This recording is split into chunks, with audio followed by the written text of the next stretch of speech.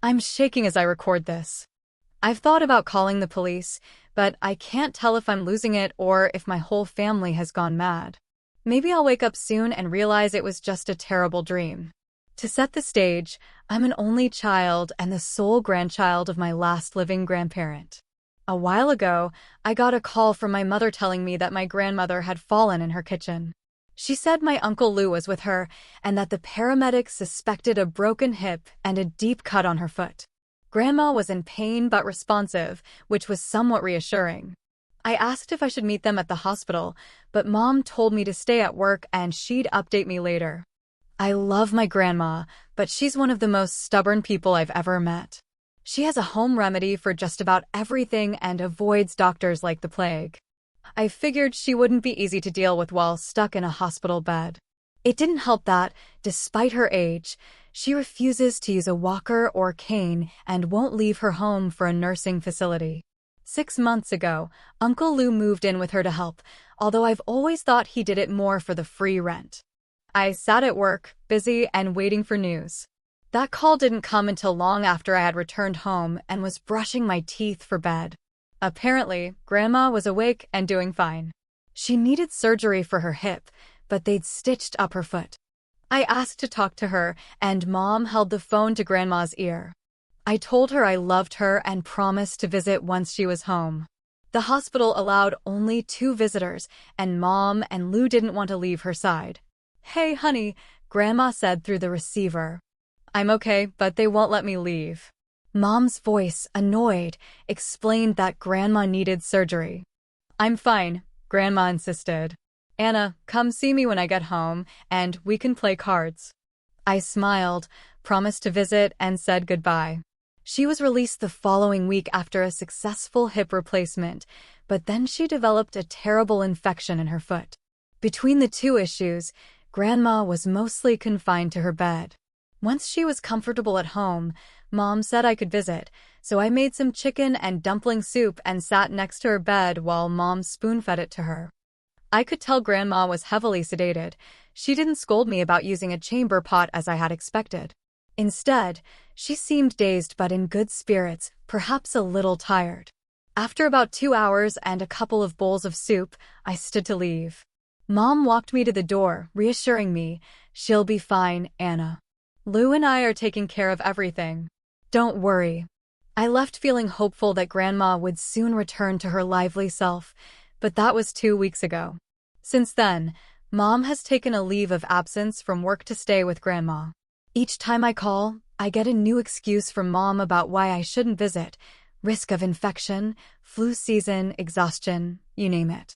At first, I accepted these reasons, thinking they were valid, but now I can't even get Mom to put Grandma on the phone.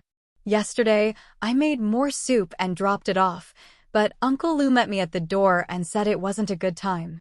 He promised he'd make sure Grandma got it and said they would let her know when I called. I noticed a strong smell of cleaning supplies wafting from the house.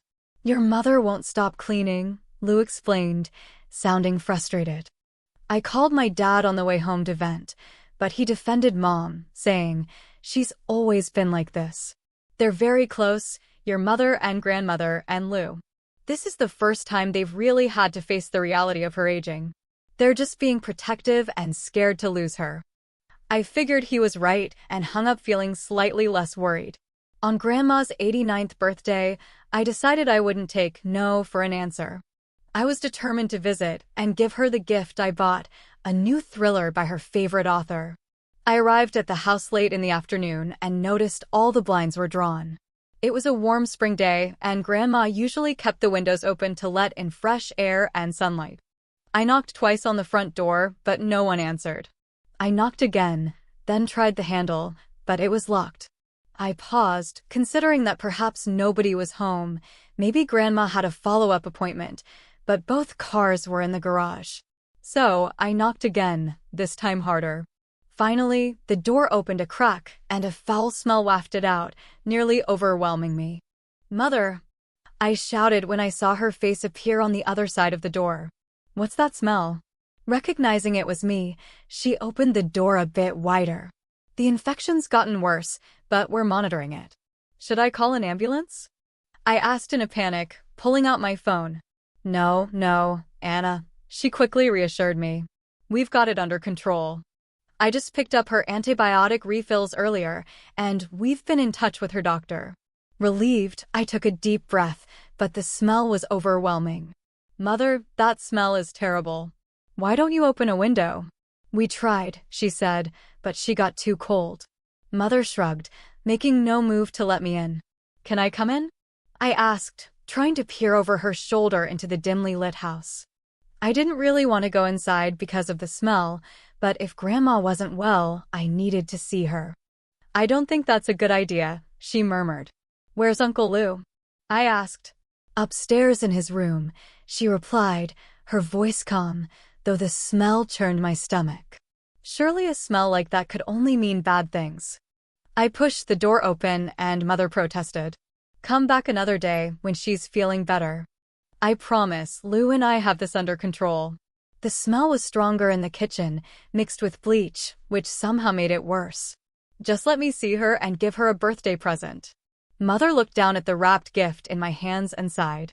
All right, she said, I'm sorry. We've just been so preoccupied. I'm sure she'll love it. At that moment, Uncle Lou came down the stairs, smiling.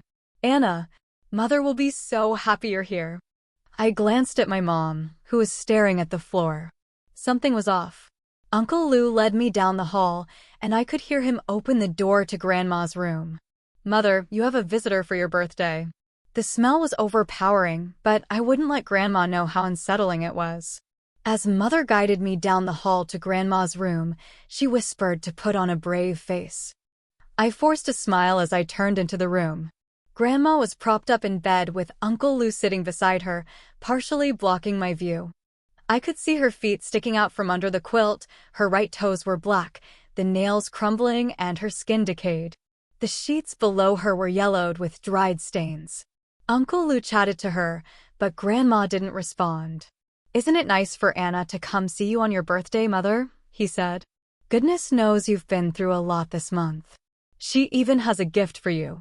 He turned to me, shifting just enough to reveal Grandma's form. My stomach turned and I froze. Grandma's dull, lifeless eyes stared blankly at the wall, unblinking, her eyelids dry. Her mouth hung open, slack, revealing a darkened tongue with a blackened fuzz starting to cover it. Uncle Lou tapped her leg while Mother quickly pulled the blanket over her feet. She doesn't talk much because of the heavy sedation she's on, he explained, as he grabbed a tissue to dab at the corner of her mouth. I couldn't tear my eyes away from Grandma's pale, gray skin. The way things were hanging on her face didn't match her age at all. A swarm of flies buzzed around, and my mother picked up a fly swatter, swatting furiously at them. Goddamn flies, she muttered. They won't leave her alone. One of the flies circled Grandmother's face and landed on her open mouth. Uncle Lou just walked away, my mother explained, tapping Grandmother's now motionless feet. The pain is too much for her to lie down. We tried, but her muscles cramp and she can't move. My knees shook, and I felt like I might back out of the room. Nausea crawled up my throat. It's all right, Anna, Uncle Lou said from inside the room. I know it's hard to see her like this, but that's why your mother and I are here to take care of her. We agreed we wouldn't let her go back to that clinic. They've messed up her care too much already. Did you see her foot? How could a hospital let that happen? Mother nodded. We've been cleaning her up regularly, changing her dressings. It seems to help, right? She asked, squeezing Grandmother's lower leg. I tried to put my head between my knees, but the smell was overwhelming. Mother stepped out into the hallway and touched my shoulder. I flinched. Oh, Anna, I'm sorry. I didn't want you to have to see this. The smell is hard to bear. Not knowing what else to say, I pulled her into the kitchen. Mom, why didn't you tell me Grandmother had passed away? Her expression didn't change. She just looked at me. What are you talking about? Anna, she's right there. You saw her. I saw her, I agreed, pointing down the hallway where the stench was almost unbearable. But Grandmother is dead. You know that, right? She's clearly dead. My mother's eyebrows knitted together, and she pressed her lips into a thin line. Listen, Anna, I understand this is hard for you. Hell, it's hard for all of us, but if you're saying this just to hurt me, it won't work. Stop being a brat. Your dad is bringing a birthday cake. The room began to spin, and I felt an urgent need to escape the house. I threw the gift onto the kitchen table, grabbed my bag, and rushed out the back door to my car, taking a deep breath of fresh air. I could see my mother watching me from the big window, her expression a mix of anger and concern, but then she turned and walked away. I slammed my hands against the steering wheel, shouting obscenities. I had never seen a dead body before, let alone one that had clearly been dead for weeks. But grandmother was undoubtedly gone, and my mother and uncle were inside with her, washing her and caring for her as if nothing had changed. I opened the car door and vomited onto the overgrown bushes, the dry heaves kicking in just as my dad pulled into the driveway. "Hey, darling," he said, stepping out of his car and noticing me bent over in the grass. "Are you all right? Your mother called and said you were upset."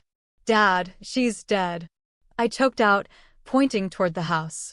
"Who's dead?" he asked, concern creeping into his voice. "Grandmother," I yelled. "She's dead. Mom and Lou are just sitting in there with her dead body."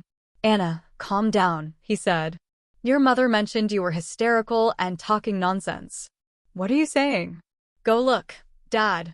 I swear you'll see she's dead, and Mom and Lou have lost their minds." "Okay, all right," he said, holding up his hands in surrender. "Let me grab the cake and I'll head inside to see what's going on. Just stay here, okay?"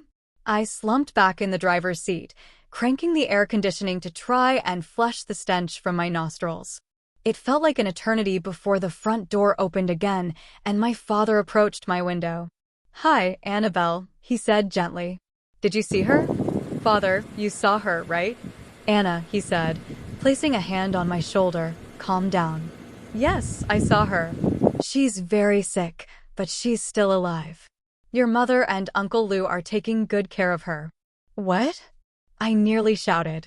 "Come inside," he said, reaching for the door handle. I quickly locked the door, and he sighed in frustration. "Just come inside, Anna. Uncle Lou is getting grandmother into her wheelchair, and we'll have some cake." I glanced up at the front window and froze. There was grandmother, her face staring blankly out at me. Rigor mortis had contorted her body so it couldn't sit properly in the wheelchair. Even from a distance, through a sheet of glass, I could see death in its entirety, the horrifying stretch of her mouth. I gasped. Her face looked even more grotesque now, as if she had taken her last breath in agonizing pain. But what sent me into sheer panic was that her cloudy, lifeless eyes seemed to turn ever so slightly toward me. I slammed the car into drive and sped out of the driveway, ignoring the shouts of my father and Uncle Lou as they ran out after me. I didn't dare think about going back, sure my dad would follow. Were they right? Was she really alive? I hadn't checked for a heartbeat or any breath before I left. I hadn't touched her at all. Could it be me? Was I the one having a breakdown? I was completely terrified. Most frightening of all, when I closed my eyes, all I could see was my grandmother's decaying face.